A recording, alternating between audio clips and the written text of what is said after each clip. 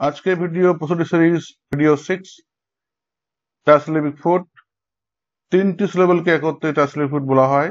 যেমন I M nearing the place, এই লাইনটিকে আমরা যদি সিলেবল অনুযায়ী ভাগ করি তাহলে দেখতে পাবো আই এম নিয়ার ইং, নিয়ারিংটা ভেঙেছে দ্য প্লেস।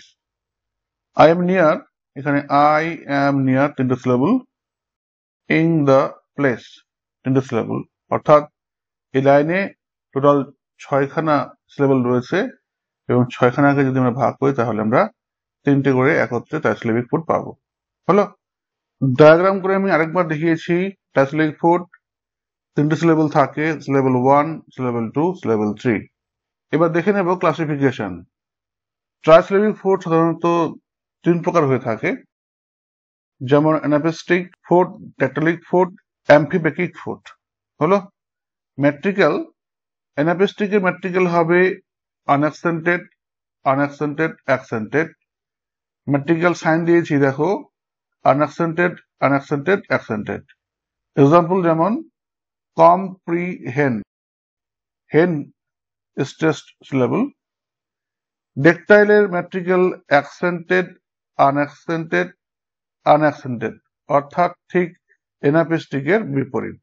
হলো, metrical sign accented, unaccented, unaccented. Example murmuring, murmuring, mur stress level. এবার দেখে নিচ্ছি amphibrachic, metrical unaccented, unaccented, accented, metrical sign unaccented, accented, unaccented. Example my childhood, child stress level. Variation তেমন নেই, তবে মনে রাখতে হবে ড্যাকটালি সাধারণত ট্রোকেইক বাক্যে ব্যবহৃত হতে দেখা যায়।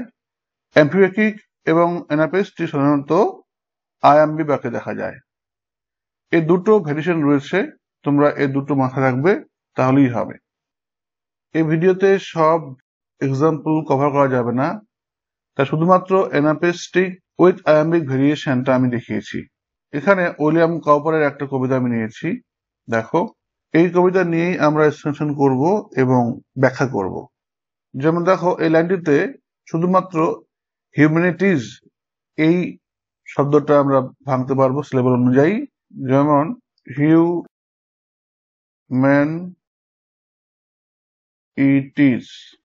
সেকেন্ড লাইনে ফিনিশ, ফিনিশ।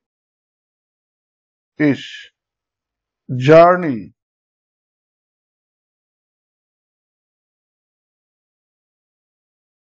এলোনো ভাঙবে, এ লোন। থার্ড লাইনে নেম আর মিউজিক। ফোর্থ লাইনে কোনো সিলেবল ভাঙবে না। এক্সটেনশন হওয়ার পর এবার স্ট্রেস মার্ক বা অ্যাকসেন্ট মার্ক দেওয়ার পালা। আই এম আউট রয়েছে, স্বাভাবিকভাবে এখানে আউটের উপরে স্ট্রেস হবে, ম্যানের উপরে স্ট্রেস হবে, রিচের উপরে হবে। যদি আমরা এখানে 1 2 3 1 2 3 4 রুলস অর্থাৎ অল্টারনেটিভ স্ট্রেস প্যাটার্ন অনুযায়ী স্ট্রেস মার্ক দিই, তাহলে কেমন হচ্ছে দেখো। 1 2 3 4 5 6 7 8। 3 নম্বর স্ট্রেস হয়েছে, আবার 6 নম্বর হয়েছে, আবার 8 নম্বর হয়েছে। তো এখানে একটা কিন্তু অনুপাত বজায় আছে। ঠিক একই রকম ভাবে সেকেন্ড লাইন ফিনে হবে স্ট্রেস, জায়ের উপরে হবে, লোনের উপরে হবে, এ লোন। ঠিক আছে, মাথায় রাখবে, এ লোন। থার্ড লাইনে হিয়ার মিউ স্পিচের উপরে হবে। ফোর্থ লাইনটা একটা ব্যাপার রয়েছে এখানে, দেখো। প্রথম স্টার্ট এর উপরে পড়ছে, তারপর সাউন্ডের উপরে পড়ছে, তারপরে ওনের উপরে পড়ছে। যদি সম্পূর্ণ দেখো তাহলে দেখতে পাবে এখানে দুই প্রকার আমরা ফুট পাচ্ছি, ট্রাইসিলেবিক ফুট, এর পাশাপাশি ডাইসিলেবিক ফুট। একবার ভালো করে সম্পূর্ণ মুছে দিই, তারপরে আবার ভালো করে দেখাচ্ছি। এখানে লক্ষ্য করো 2 প্রকার ফুট পাবে, যেমন I am out of human its reach. Its reach হচ্ছে disyllabic foot. I am out of human, এটা তো অ্যানাপেস্টিক আমরা করলাম।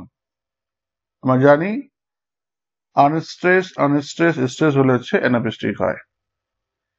এবার দেখো ইটস রিচ, আনস্ট্রেস স্ট্রেস হলে কি হয়?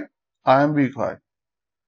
আমরা একটু আগেই একটা ভেরিয়েশন পড়লাম যে অ্যাম্ফিবেকিক এবং অ্যানাপেস্টিক সাধারণত আয়াম্বিক বাক্যে ব্যবহার হয়, তাই না?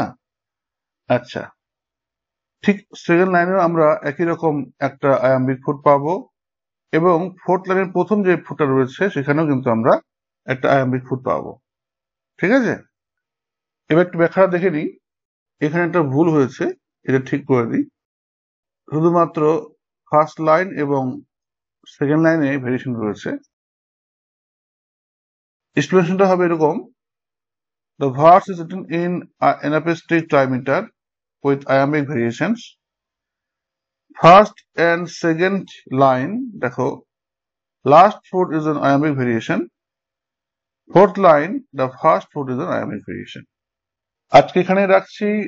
ট্রাইসিলেবিক ফুটের অনেক উদাহরণ দেওয়ার বাকি আছে, সেগুলো পরবর্তী ভিডিওতে আমি দেব।